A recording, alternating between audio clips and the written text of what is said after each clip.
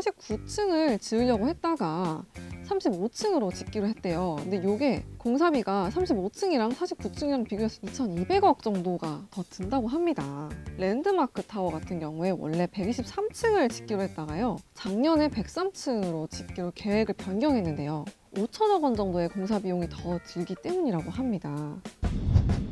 트리마제 바로 옆인 성수 전략정비구역 1지구는요, 재개발을 하고 나서 원래 70층까지 짓기로 했거든요. 근데 35층으로 최고 층수를 확 낮춘다고 했습니다. 개포주공 6, 7단지도 원래 49층까지 짓는다고 했다가 35층으로 최고 층수를 확 낮췄는데요. 초고층 아파트는 고급화의 상징이죠. 한번 지어지면 그 지역 가격을 주도하는 대장 역할을 하고 랜드마크로 불려서 굉장히 인기가 많았습니다. 그런데 갑자기 고층 아파트를 포기하는 게 트렌드가 됐는데요. 심지어 조망권 프리미엄이 있는 한강변이나 부촌인 강남 재건축 단지에서도 초고층 건축을 포기하는 사례가 나오고 있습니다. 왜 그런 걸까요?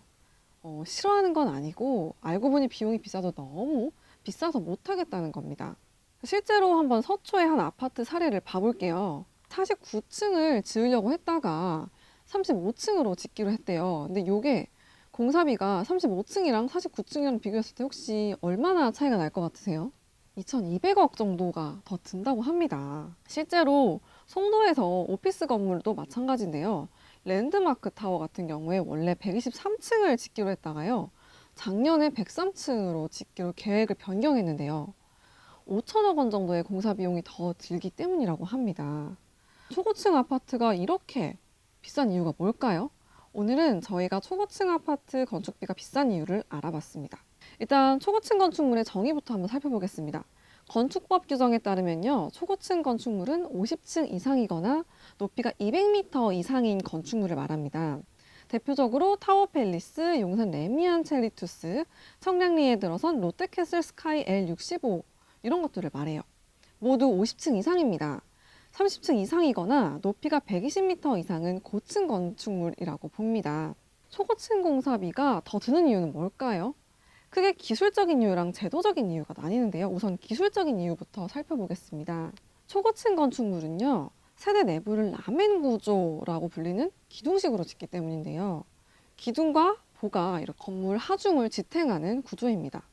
워낙에 이제 높게 짓다 보니까 중력이랑 양 옆에서도 이렇게 많은 힘을 받는데, 그래서 일반 아파트가 보통 벽으로만 지탱을 하는 벽식 구조로 짓는데, 그것과 달리 초고층으로 지을 때는 벽이랑 이렇게 보를 같이 짓게 되고요. 그리고 그 비용이 벽식 구조보다는 20% 이상 비싸다고 합니다. 벽식 구조로 지을 때 필요한 장비가 라멘 구조로 지을 때 장비랑 다르다 보니까 이 장비를 동원하는 데 드는 부대 비용도 더 드는 거죠. 초고층 아파트가 또 일반 고층 아파트보다 더 비싼 재료를 써서 짓는다는 것도 공사비가 높은 이유입니다. 초고층 건축물을 지을 때는요, 고강도 콘크리트를 사용해야 합니다. 그래서 골조 공사비가 더 늘어나는데요.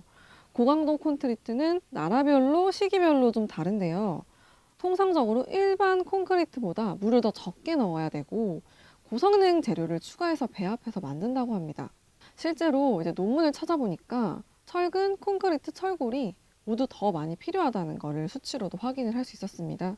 여러 힘이 작용하다 보니까 건물이 좀 더 잘 버티게 하려고 뼈대를 엄청 튼튼하게 만든다고 보시면 될 것 같아요. 아무래도 재료가 더 많이 들어가니까 비용이 더 늘어날 수밖에 없겠죠.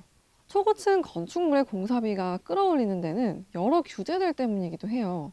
우선 피난구역을 여러 설치해야 되기 때문입니다.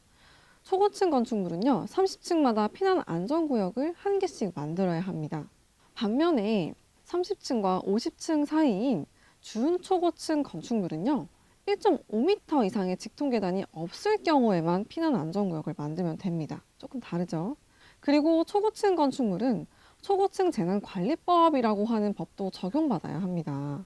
초고층 건축물만을 위한 건 아니고 5,000명 이상 들어가는 건축물이나 문화, 숙박시설을 위한 법인데요. 최근에 또 살짝 개정이 됐어요. 아무래도 건축물 안에 워낙 많은 사람들이 모일 수 있으니까 더 촘촘하게 관리하자는 취지에서 이렇게 바꾼 것 같습니다. 이 법에 따르면요, 종합방제실을 반드시 둬야 하고요. 지진이나 테러, 해일처럼 재난과 관련된 심의를 또 받아야 됩니다. 고층 건물은 엘리베이터 규정도 다른 거 알고 계시나요? 높이가 31m 이상인 건축물에는 비상용 엘리베이터가 무조건 있어야 하고요. 30층 이상 고층 건축물에는 피난 승강기도 필요합니다. 요즘에는 화물용을 제외하면 거의 초고속 엘리베이터가 많은데요. 이것도 비용이 비쌀 수밖에 없어요. 속도를 올리기 위해서는 구동장치가 관건인데요. 이게 결국에는 엘리베이터 회사들의 기술력이 크게 작용한다고 합니다. 또 안전이나 승차감 문제도 작용합니다. 높이 올라갔는데 갑자기 멈추면 불편하잖아요. 그래서 엘리베이터 회사들이 완충 효과를 최대로 하려고 컴퓨터를 이용한 기술을 계속 개발한다고 합니다. 이렇게 사업자들이 생각할 부분이 많다는 건요, 즉 비용이 더 높게 올라간다는 얘기인데요.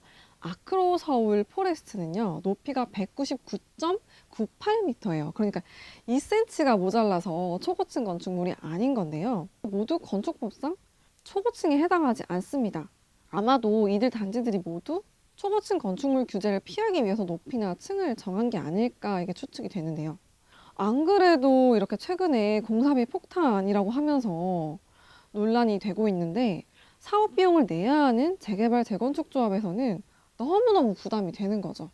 아무래도 초고층 아파트 안 짓는 게 낫겠다 하고 판단을 하게 된 게 아닌가 싶습니다. 네, 그런데 한편으로는요, 이미 지어진 초고층 건축물의 희소성이 올라간다는 전망도 나오는데요.